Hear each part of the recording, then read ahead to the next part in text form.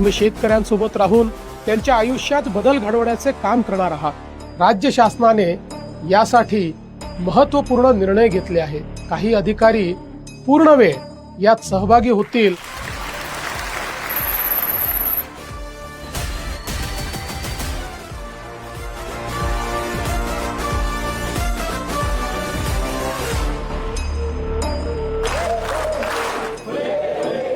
आता हा जो 2 दिवसाचा टप्पा आहे ते अत्यंत महत्वाचा आहे।